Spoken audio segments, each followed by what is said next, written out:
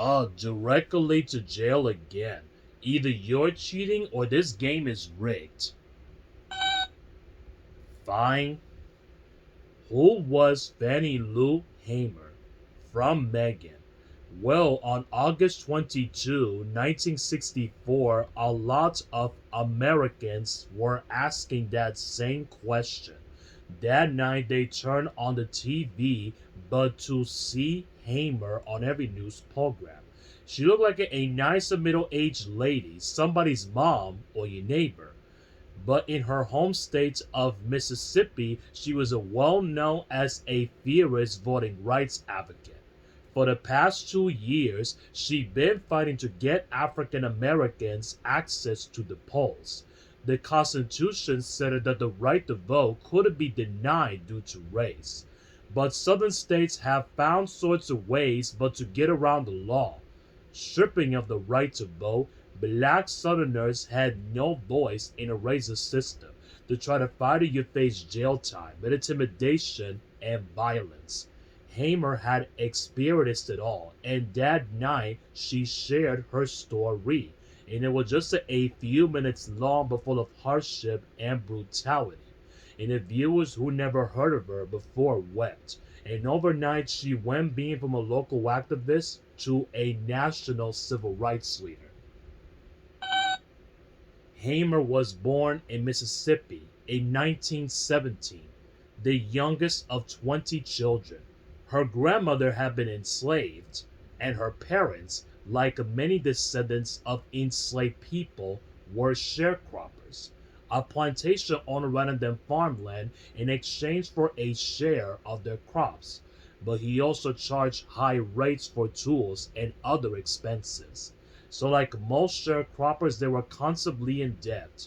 Hamer had to leave school after sixth grade to help her family in the fields. As an adult, she earned a position of responsibility on a plantation. She recorded each farmer's harvest and tried to get them their fair share. Then, in August 1962, the members of the Student Nonviolent Coordinating Committee, or SNCC, visited her own church. All around the country, the civil rights movement was heating up, and it's one of its major players. It is students' activities train local community leaders to join the fight. In Mississippi, they focused on registering black voters. They told the congregation they could sweep out racist officials. Hamer was stunned. She didn't even know that she had the right to vote. So when they asked her volunteers to register to vote, she raised her hand high. No, it wasn't even that simple. And an angry crowd gathered at the courthouse to meet the 18 volunteers. They tried to scare Hamer and the others from even trying to register. But the volunteers stuck together and made their way in. Inside the courthouse, the clerk was no more welcoming. He demanded the group to pass a test before registering. They were asked to explain a legal clause about the ex facto laws. Exactly, that was the whole point of literacy tests, to be nearly impossible but to pass. So clerks can refuse anyone the right to vote. They also demand a poll tax, a fee meant to discourage would-be voters. No surprise, all the SNCC volunteers failed the literacy test. And on the way home, their bus was stopped by the police. They said its yellow color was illegal.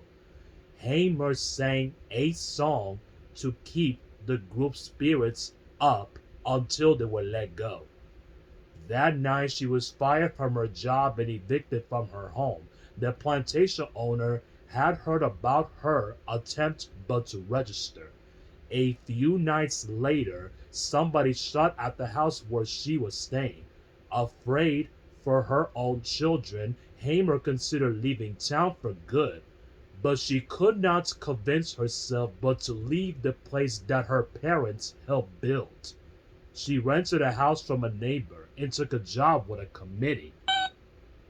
Hamer's home became a gathering place for volunteers and civil rights leaders, and among them she stood out.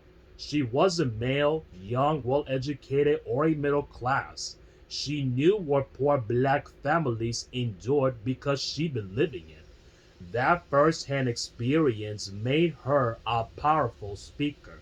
She will often break into song to motivate crowds. Before long, she was well known for her singing voice as her activity, but her growing influence made her a target for racist attacks. She got threatening letters and phone calls, and her husband lost job after a job. Somebody even threw a bomb at her house, though luckily it failed to explode. Then, in June 1963, Hamer and six fellow activists were arrested. They tried to eat at a whites only diner. Local police held them for 3 days, beating and torturing them. Hamer's kidneys were permanently damaged, and she lost sight of one eye. Hamer and other activists realized that legal authorities were not going to change unless they were forced to. So in 1964, they started a massive voter registration drive called Freedom Summer, and it brought hundreds of mostly white college students down to Mississippi. They went door to door registering black voters.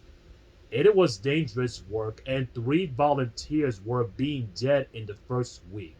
But the nation could no longer ignore what was happening in Mississippi. For the rest of the summer, stories of beatings and shootings made headlines all around the country. And at the end of August, Hamer and other activists went to Atlantic City, New Jersey. That was the site of the Democratic National Convention. The big event where the party chose its nominee for president. Each state sends a group of people to cast the official vote. No surprise, Mississippi's representatives were all white. Hamer's group was there to challenge their authority. So the state excluded black voters. They said the declaration was illegal. They are Mississippi's true representatives, and they have voter registrations to prove it. And the protest caused a lot of noise, and Hamer was given a lot to speak. Before a national audience, she described what she had endured simply for trying to vote, being threatened and shot at by fellow citizens, being beaten by the police. She challenged the nation to consider for its own values. Hamer, is this America, the land of the free, of the home of the brave, where we have to sleep with our telephones off of the hooks because our lives be threatened daily, because we want to live in a decent human beings in America. Her testimony replayed on the news for days. No, Hamer and her group were not seated at the convention. But a year later, President Lyndon Johnson would sign the Voting Rights Act of 1965, and it outlawed all kinds of barriers to voting, like literacy tests and poll taxes. And at the convention in 1968, Hamer was chosen to be an official Democratic National Convention delegate. She received a standing ovation. Hamer's activity continued way past her primetime moment. She fought for women's rights and protested the Vietnam War and ran for office several times. She founded a Freedom Farm, a cooperative to help black farmers climb out of poverty. Before her death in 1977, she was buried there. Yeah, I guess it is your turn to roll.